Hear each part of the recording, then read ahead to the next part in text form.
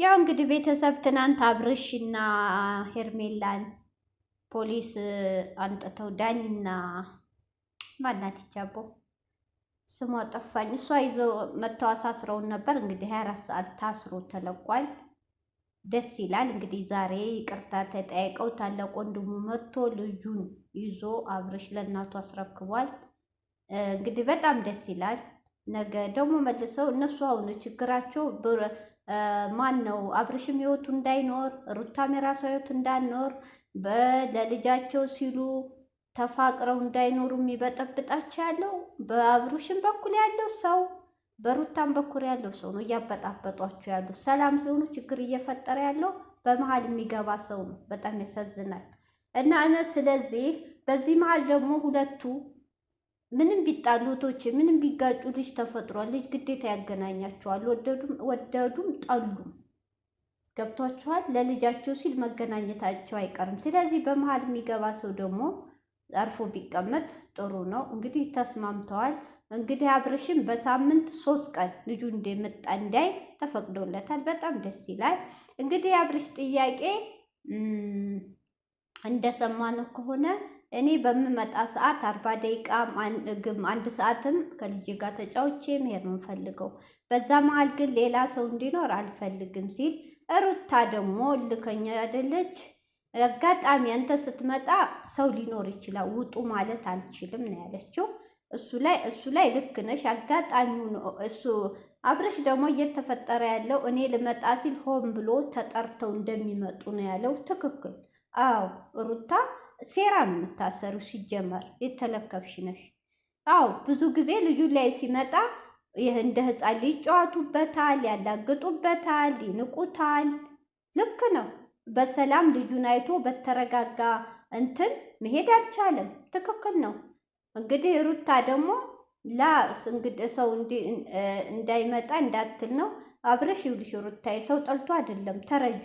ልክ ነው። የሚመጡት ሰዎች የሰላም ሰዎች አይደሉም። ባንቺ በኩል እሱን ለማናደድ እሱን እልክ ውስጥ ለማስገባት ነው። ልክ ነው። እሱ ብቻውን ከሆነ ልጁ ጋር ደስ ብሎት በሰላም ተጫውቶ ይሄዳል። አለቀ። እነዛ ግን የሚመጡት ሰዎች በሰላም ስላልሆነ ይተነክሉታል። እንዴ ሰው ነው፣ ይሰማዋል፣ ይከፋዋል። መናገሩ አይቀርም፣ መጋጨቱ አይቀርም። እነሱ ሲናገር ደግሞ አንቺ ደግሞ ሆ ብለሽ ያዙ ይልቀቁ ታያለሽ።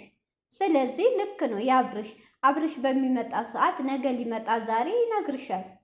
ያኔ ደግሞ አታትጥሪያቸው አሉኝ የምትዩ ከጎንሽ አለቅላቂዎቹ ችግር ፈጣሪዎቹ አትጥሪ። ትክክል ነው። እና እንግዲህ መክሯል ወንድምየው። እውነት ደስ የሚል ትዕግስተኛ ወንድም ነው።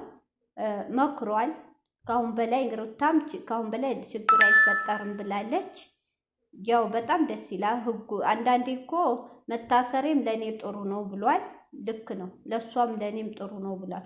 ልክ ነው። ከመበጣበጥ ሆሆሆ የሩታም በኩል ሆሆ ከሚሉ የአብርሽም ሆሆ ከሚሉ ህግ በወሰነው ነገር ሁለቱም ጥጋቸውን ስርዓታቸውን ይዘው በህጉ ይመራሉ። አለቀ። ሩታም ህግ ካላት ውጭ አታልፍም። አብርሽም ህግ ካለው ውጭ አያልፍም። ለምን? በመሃል ይሄ ልጅ እየተሰቃየ ነው። ምንም የማያውቀው አባትና እናቱን ገና ያለየ ልጅ እየተሰቃየ ነው። እውነቴ ነው። በዚህ ሰዓት ካሜራ ልጁ መቅረብ የለበትም ሲጀመር። እነሱ ግን ከዚህ እንዳሻንጉሊት እየተቀባበሉት ነው። እውነት በጣም ያስጠላ የልጁ ስቃይ። ኧረ ትዳር ማለት እንደዚህ ከሆነ ጠንቀር ብሎ ይቀር።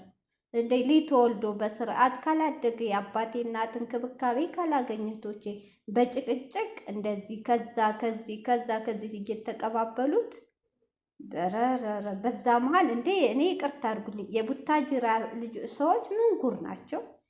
ምን እንጃ ምን ልበላቸው፣ ምቀኛ ልበላቸው። ምን ሰው እንዳርግ አይወዱም። ያ ያደገ ሰው ደግሞ ዝቅ ለማድረግ ሆን ብለው ተነስተዋል። ሆን ብለው ስራ በቃ ትልቅ ስራ አድርገው አጠቃላይ ቡታጅራ ሰው በሰው ህይወት እየገባ ብቻ ነው ስራቸው።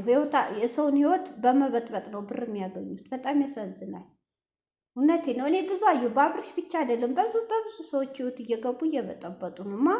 የሌላ ብሔር አይደለም፣ የቡታጅራ ልጆች ወንዱም ሴቱም። በጣም ያሳዝናል። እውነት በጣም ያሳፍራል። ግን መጨረሻችሁ እኮ አያምርም። ለምን? ብሩም ጠፊ ነው።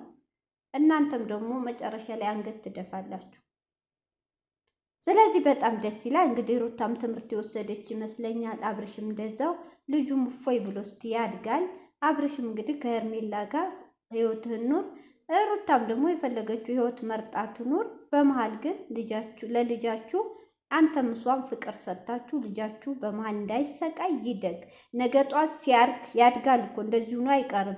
ቪዲዮም ማየቱ አይቀርም። በአሁኑ ሰዓት ልጅ 2 ዓመት ሲሆናችሁ ጀዋላ አንጭ እያሉ ከእናታቸው እጅ ለመቀማት የሚታገሉ ትውልድ ነው ያለው። ገብቷችኋል?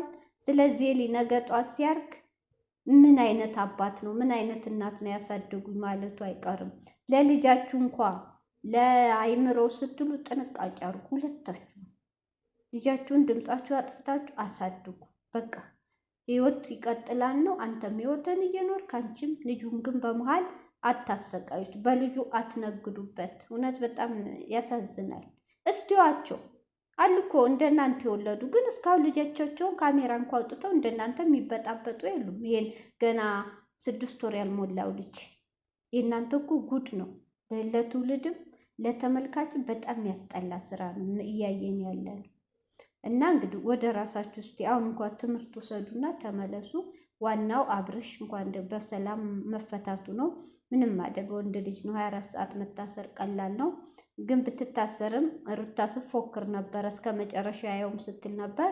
ከህግ በላይ ደግሞ የሚሆን የለም። ደስ የሚለው ደግሞ በሳምንት 3 ቀን በጣም ጥሩ ነው። ደስ ይላል። በሳምንት 3 ቀን ካየ ልጁም በቂ ነው። ደስ ይላል። አብርሽ የተረጋጋ ካደገ እኮ 5-6 ዓመት ከሆነ እሷም እንኳ ማሰር አችልም አባቴም ብሎ ራሱ ተከትሎ ይመጣል።